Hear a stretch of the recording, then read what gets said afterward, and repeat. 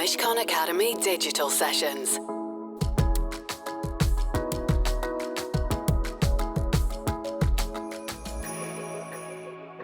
Welcome everybody, and thank you for joining this Mishcon Academy session, part of a series of online and hybrid events, videos and podcasts looking at the biggest issues that face businesses and individuals today.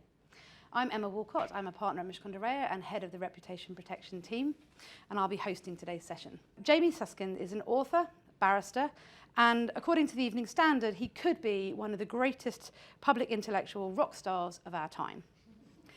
Jamie's first book was a bestseller entitled Future Politics, Living Together in a World Transformed by Tech. It received the Estorial Global Issues Distinguished Book Prize and was an Evening Standard and Prospect Book of the Year.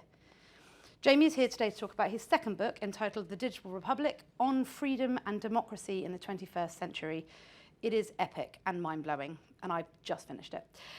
In it, Jamie explores how freedom and democracy can survive in a world of powerful digital technologies, but only if we fundamentally shift how we think about and regulate the online world.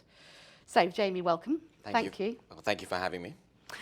So first, let's talk about where we are, what the problem is, how we got here. I'm really interested in what you describe as unaccountable power. I'm determined that my children should learn to code because it seems that coders now control our behaviour and that search engines and TikTok, human creators, frame our perceptions of the world. So perhaps you can talk a little bit about what's gone wrong. Sure. Well, first of all, great to see you all here, and thank you for coming, and it's great to be here at Mishcon doing this event. The premise of the book is that there is a new and strange form of power in our midst, one which previous generations have never had to deal with, and so you're not going to find in the great textbooks of political and legal theory. Those textbooks will refer to things like the power of the market, the invisible hand, the great clunking fist of the state and the way it interferes in people's lives, the pressures of social norms of the kind that John Stuart Mill used to talk about. Our generation is witnessing a new type of power, the power of code. So more and more of our actions and our interactions and our transactions, basically everything that makes up a meaningful life, takes place mediated through technology, whether that is in the digital realm of cyberspace or indeed in meat space. So increasingly we conduct our democratic deliberation using platforms that are engineered online. Increasingly, algorithms distribute our things of importance like jobs or mortgages or housing or criminal justice. Increasingly, we are surrounded by rules which other people have written and which we have to follow. And that's essentially the nub of it. When you interact with the digital technology, you don't have a choice about whether to follow its rules or not. So if you're using Twitter, the tweet will literally not send if it is more than 280 characters. Before the last presidential election in the US, you literally couldn't post an article from the New York Post about Joe Biden's son because the code refused to let you do it. The point is this: the more that we're surrounded by technology, the more that we're surrounded by code. And code contains rules, and we have to follow them. And those who write those rules are increasingly writing the rules by which the rest of us live. So software engineers are becoming social engineers. And this is a new and strange form of social power. It's not like the kind of political power we're used to seeing in parliaments or in courtrooms. It's something quite different. And my book is an effort to try and grapple with the political and legal consequences of that. If technology is ruled by rationality and machines,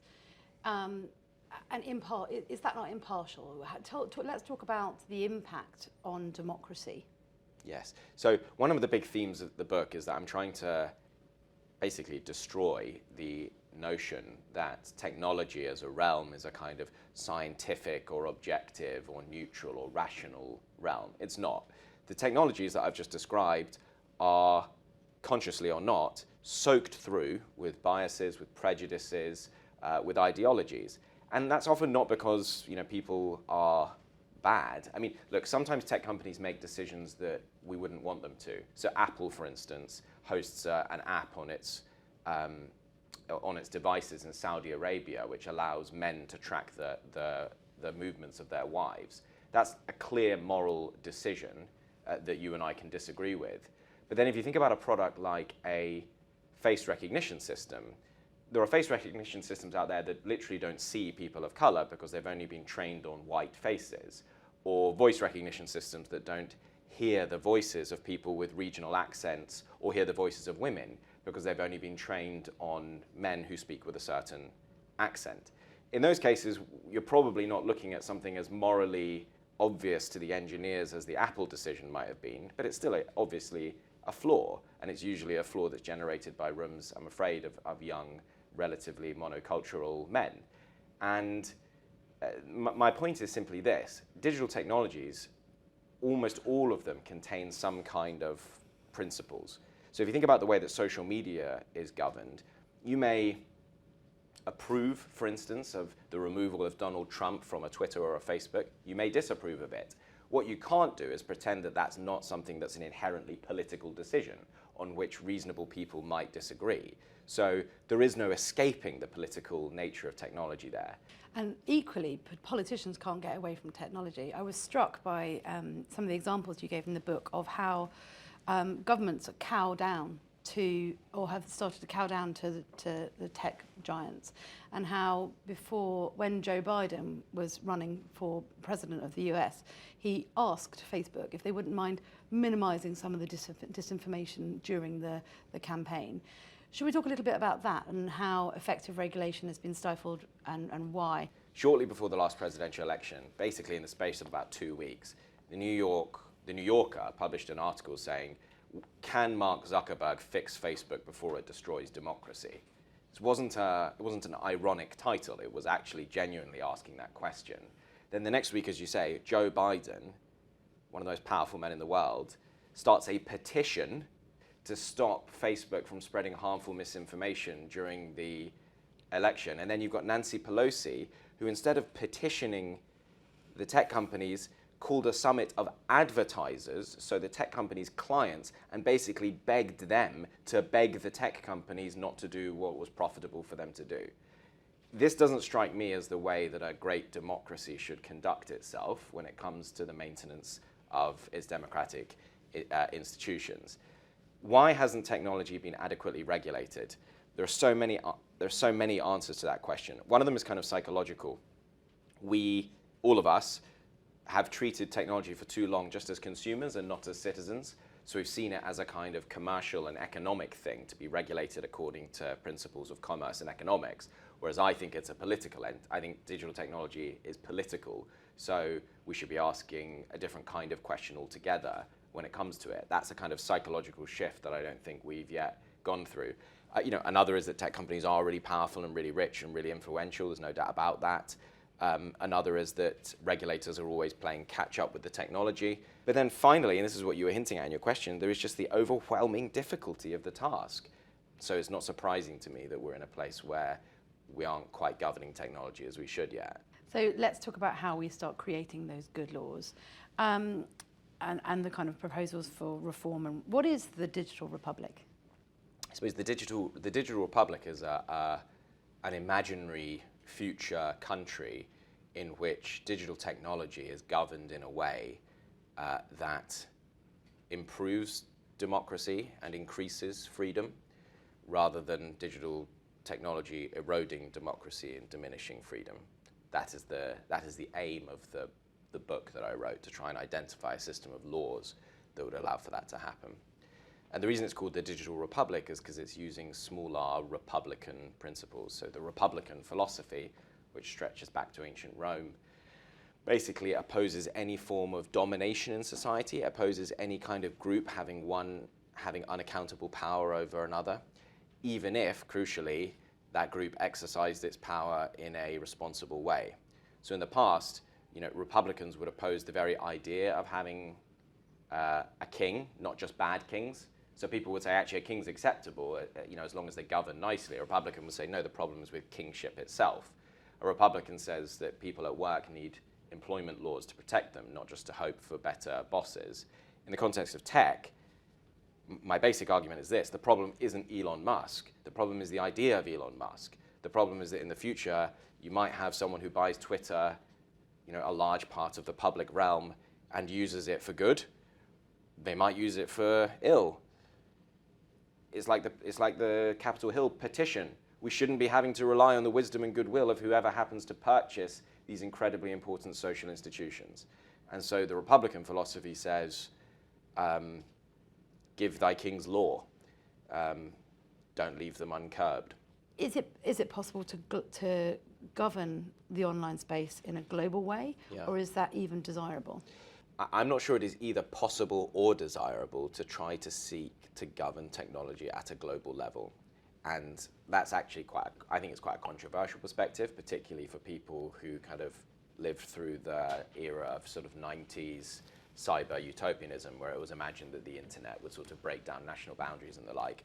I think the internet is already divided into different internets, and companies already obey different laws in different countries. Why should French social media platforms and the French citizens who use them have to be governed according to American First Amendment principles of free speech?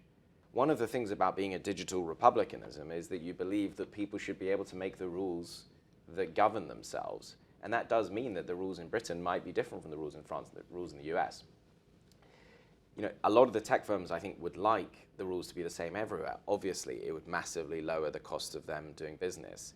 But I think respecting the local laws of the places where you are it's just a cost of being a transnational business. Now look, there's no doubt that the international nature of tech companies and the internet makes regulation more difficult for local areas. It makes it more difficult to find hooks on which to enforce rules. It also makes it difficult for the reason you have identified, which is that people are worried about the Delaware effect. They don't want to be seen as the company that is the country that is over-regulating, and see a sort of drain away from themselves. The flip side of that is that when the EU passes something like the GDPR, it's not just companies in Europe who start to obey it. Companies all around the world now follow the GDPR. So I'm not saying it's easy.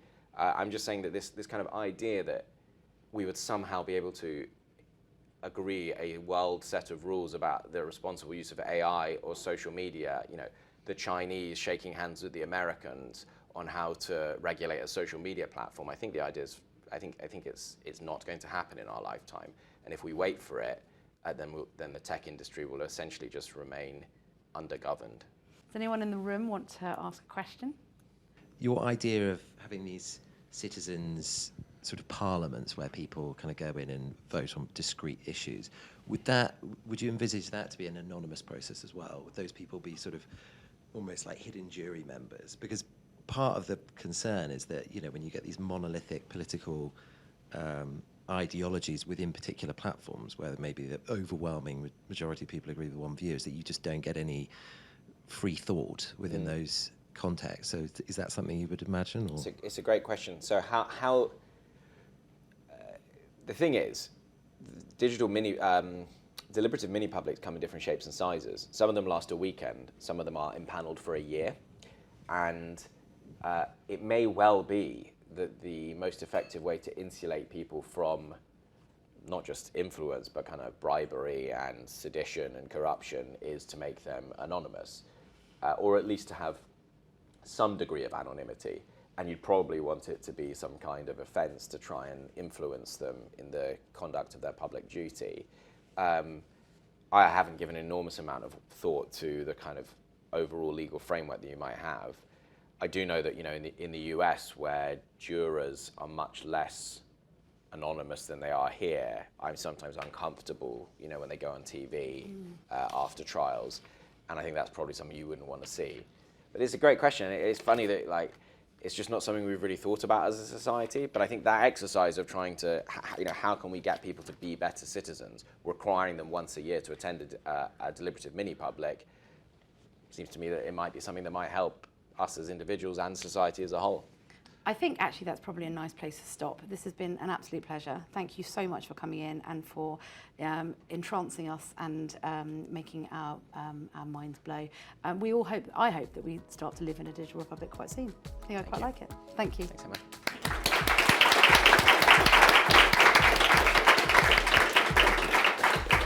Well done, that was great. The Mishcon Academy Digital Sessions. To access advice for businesses that is regularly updated, please visit mishcon.com.